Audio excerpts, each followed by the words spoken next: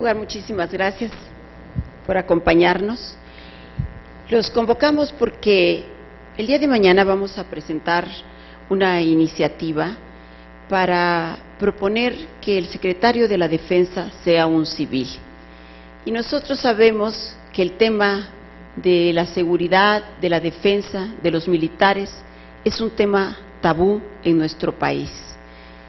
Hay temores en la sociedad y les digo, en México se puede criticar al presidente, pero no al secretario de la Defensa.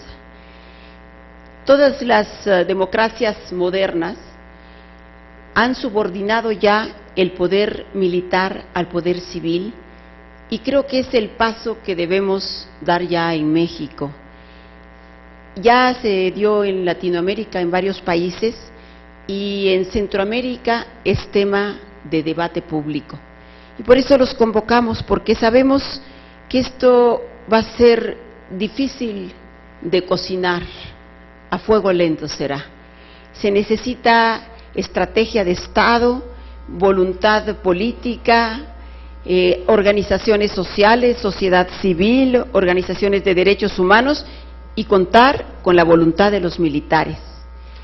Pero estamos todavía en el antier cuando tenemos a un secretario de la Defensa que es militar y por lo tanto tenemos nosotros que hacer poner este reflector y hacer toda una estrategia de difusión, de sensibilización para que en México nos pongamos el reloj a los tiempos modernos y tengamos una democracia en donde el poder militar se subordine al poder civil.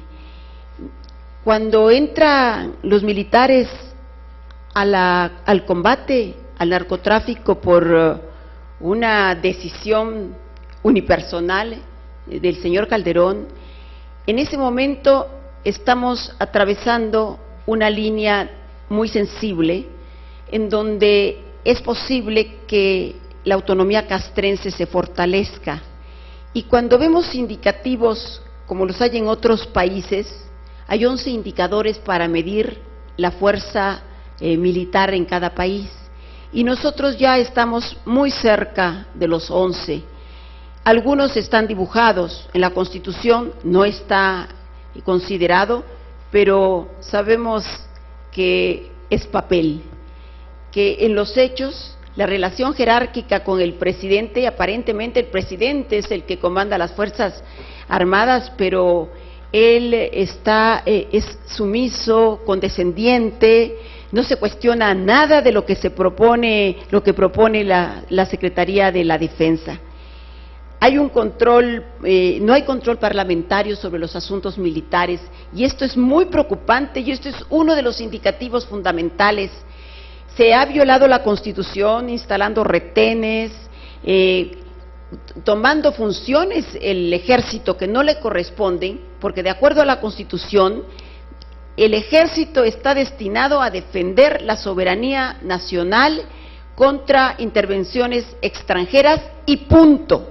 Y sin embargo, ha extendido sus dominios y sus funciones hasta la falta de control del poder parlamentario, no hay un programa, nunca se hizo un diagnóstico, un programa que fuera presentado a los legisladores, metas, hasta dónde y se iba a llegar en esta guerra contra el narcotráfico, a qué se aspiraba.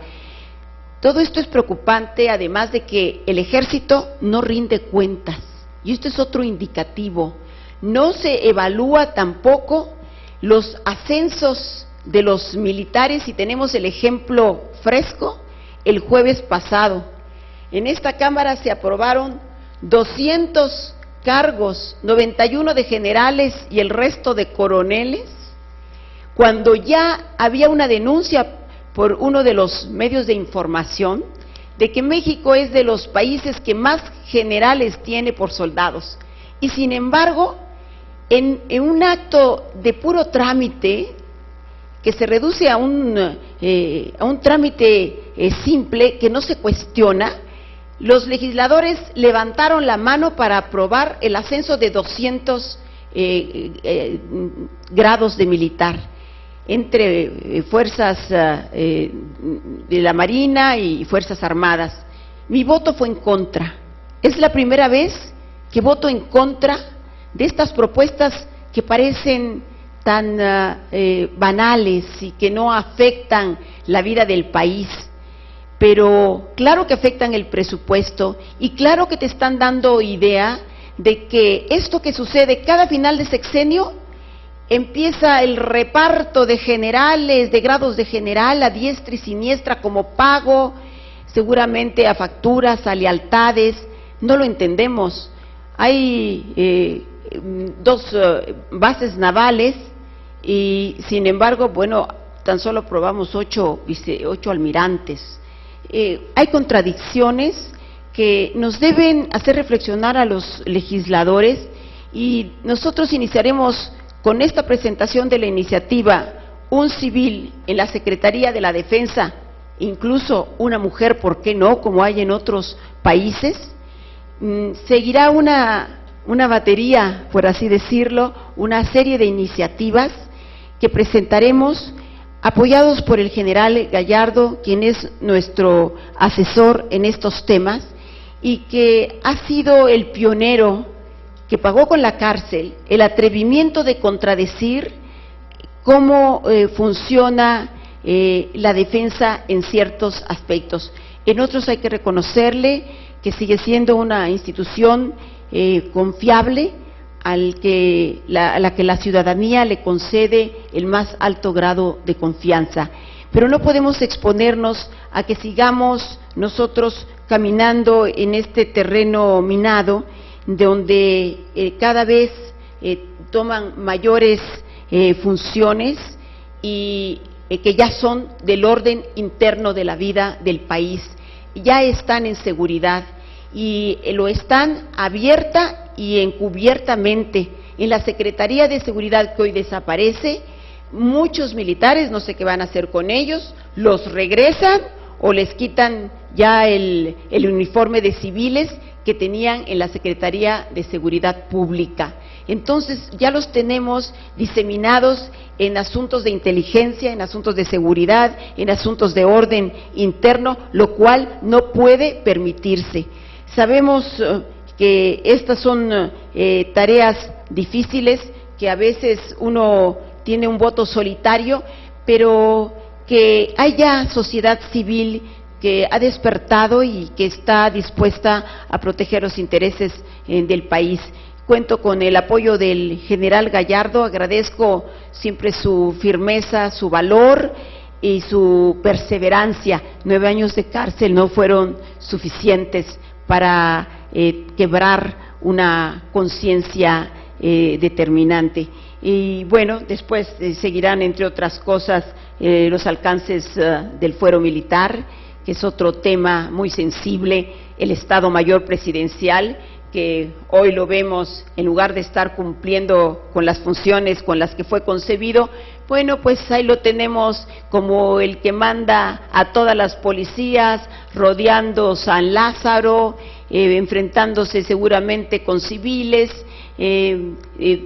ordenando al mismo presidente, a los legisladores, somete a todos. Entonces, y en otras ocasiones vemos también agentes del Estado Mayor Presidencial pues sirviendo el cafecito al presidente. Son temas que iremos tocando, pero que hoy queda muy claro. Nuestra preocupación es que el poder, nuestra determinación, nuestra lucha será que el poder militar quede subordinado al poder civil, como en todas las democracias modernas. Le doy la palabra aquí al general para algunos comentarios. Sí, muchas gracias, muy amable senadora.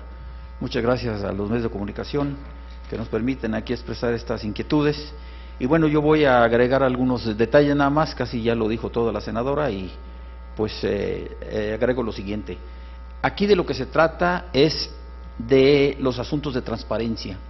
Ninguna institución del Estado debe estar eximida del escrutinio social, y esto va acorde con los proyectos que tiene que ver con la transparencia del gobierno entrante. Y bueno, nada más les quiero hacer un comentario. Punto y aparte que la Ley Orgánica de la Administración Pública Federal y otras legislaciones previenen que el Secretario de la Defensa Nacional, el Secretario de Marina y de la Fuerza Aérea rindan cuentas al Congreso, también existen estos leyes o estos preceptos en el Cuerpo de Leyes Militares, y nada más voy a citar uno. El Reglamento Interior de la Secretaría de la Defensa Nacional, en su artículo 9, sección 5, dice lo siguiente: dar cuenta al Congreso de la Unión del estado que guarda la Secretaría de la Defensa Nacional y en las entidades del sector defensa, e informar, siempre que sea requerido para ello, por cualquiera de las cámaras, o cuando se discuta una ley o se estudie un asunto concerniente a las actividades del sector. Entonces, tiene obligación el alto mando militar estar aquí presente, por un lado. Por otro lado, de lo que se trata es de separar la Secretaría de la Defensa Nacional de las Fuerzas Armadas. ¿Por qué? Porque las Fuerzas Armadas tienen una misión específica en la Constitución que tiene que ver con la defensa nacional. Y la defensa nacional, ¿sí?, se enfoca hacia la rama militar a la defensa militar del Estado.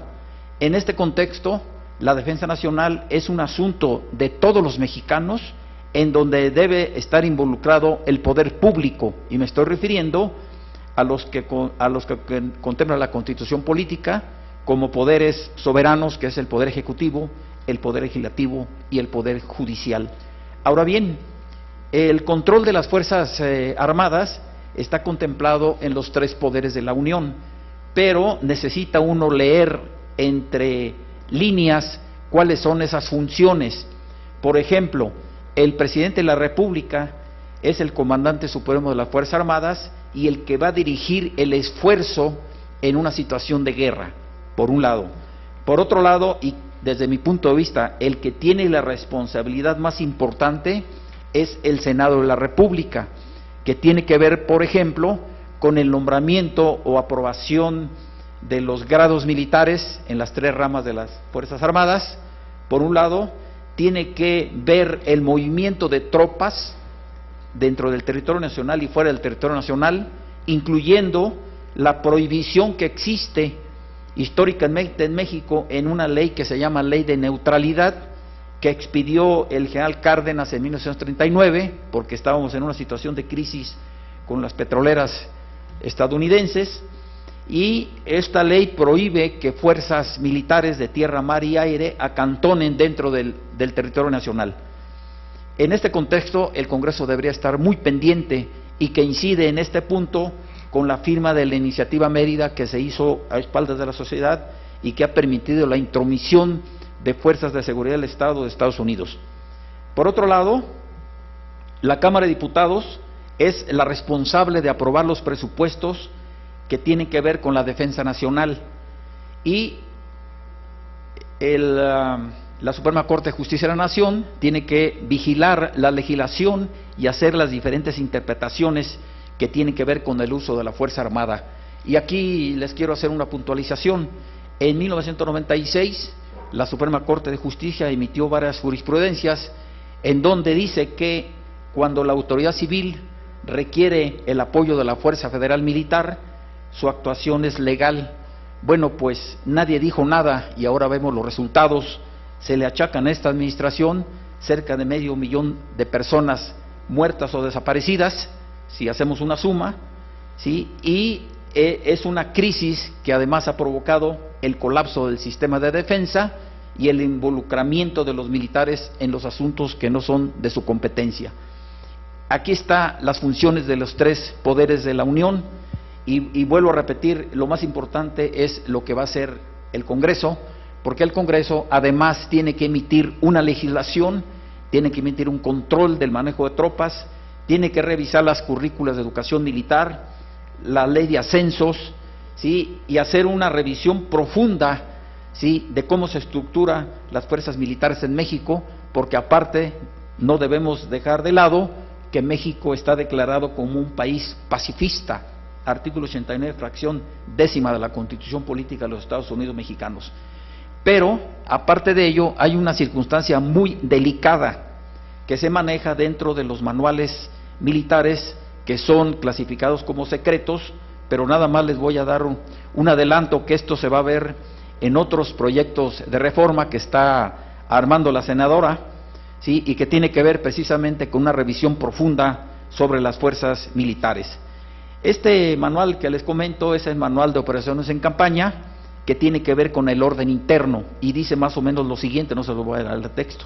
Dice, además de las funciones que tienen las Fuerzas Armadas desde el punto de vista constitucional de defender la soberanía, como bien lo mencionaba la senadora, tiene otras atribuciones que tienen que ver con el orden interno.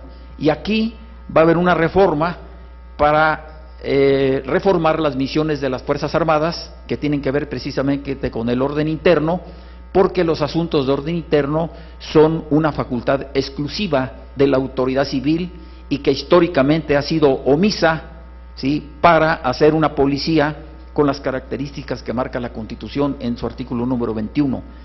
Por otro lado, en estas misiones de orden interno, dice lo siguiente: las Fuerzas Armadas podrán en ocasiones crear circunstancias de una naturaleza o de una actividad que tiene que ver con los transgresores, ¿sí? En esta situación, las Fuerzas Armadas son utilizadas para atacar los antisociales, para restaurar el orden interno. Esa es una función exclusiva de la autoridad civil. En esta circunstancia que estamos viviendo actualmente en México, no debería hablarse sobre violaciones a los derechos humanos que han hecho los militares, por ningún motivo. ¿Por qué? Porque la fuerza militar debería estar abocada a los asuntos de defensa nacional, es decir, apuntar las armas de la nación hacia el orden exterior.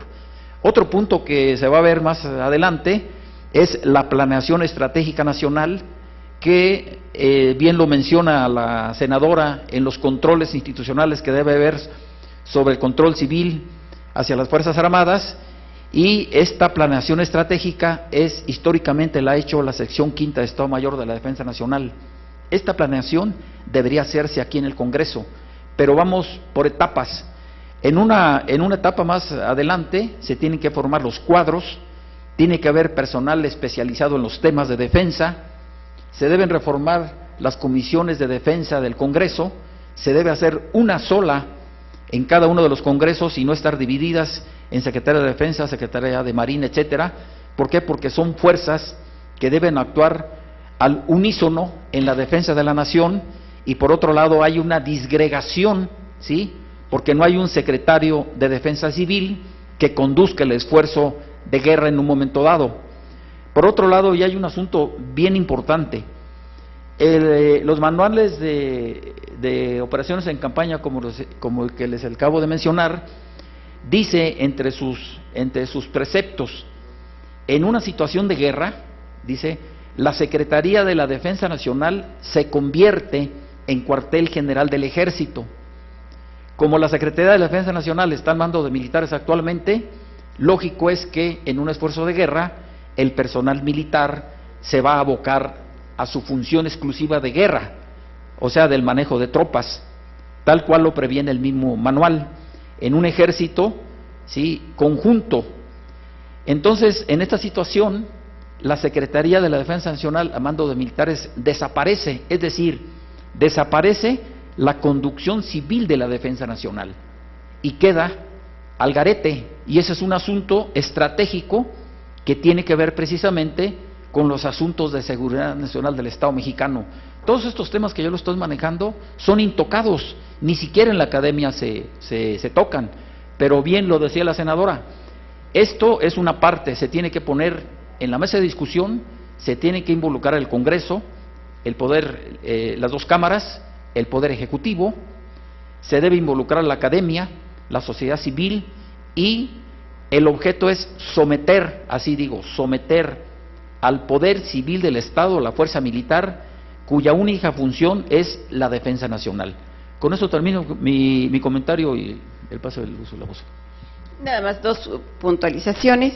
El presupuesto en el periodo del 2000 al 2012 de la Secretaría de la Defensa aumentó en 310%, y esto también son indicativos de cómo se están manejando los compromisos del gobierno con la Secretaría de la Defensa. Y algo muy grave, aumentó en 617% el número de denuncias por violaciones contra los derechos humanos en contra de militares ante la Comisión Nacional de los Derechos Humanos en el periodo de Calderón. Eso es alarmante y creo que este es el momento en donde hay que empezar a actuar. Muchas gracias a todos ustedes. Buenos días, senadora. Sí, Mari Carmen Wister, de TVC. Oiga, preguntarle, el día 1 de diciembre, bueno, los diputados de su partido ya dijeron que sí se van a unir a la protesta del PRD. ¿En su caso también se unirá con ellos o qué actitud va a asumir ese día? Sí, si ellos protestan, me voy a unir a la protesta. Si no protestan, voy a protestar sola.